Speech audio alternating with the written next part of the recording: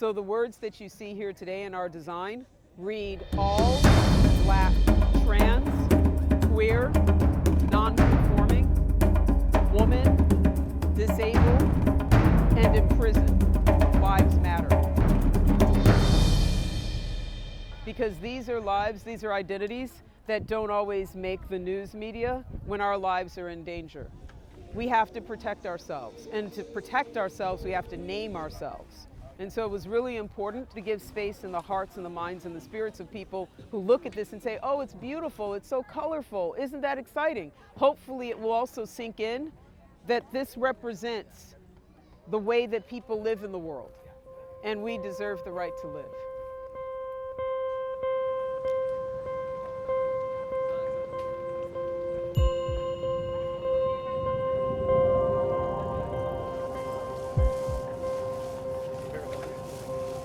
Pride historically was a riot.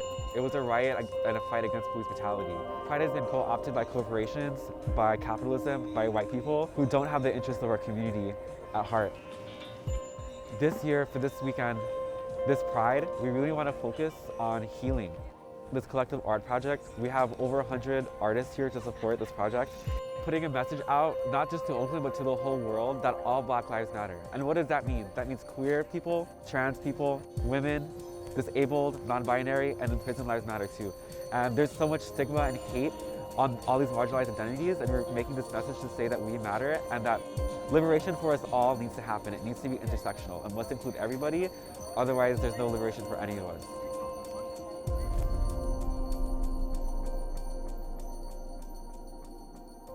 This really is coming from a place of opportunity to bring people into an awareness of the fact that we are being targeted for oppressions that other people don't have to think about. And it's not because we are bad people. It's not because we're unhealthy people. It's simply that we are not people who are given the kind of platform to say our lives matter. I am Black. I am chocolatey. I love my skin color. Unfortunately, the language teaches even little ones to see my body as weapon, which also makes me a target, just simply being. So it's really important to have allies who are not Black skin, who do not carry the kind of target that my body does, and I shouldn't have to carry that.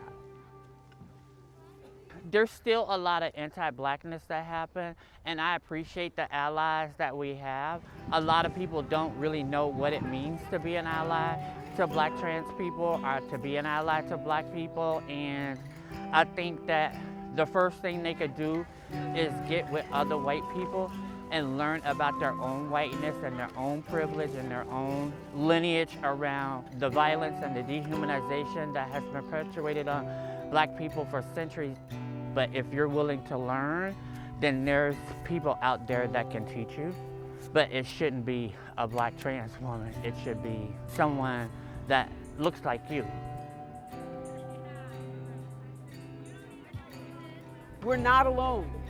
So after we put the lines down, we put out the call, and there are folks who are just ready for that call, and they showed up.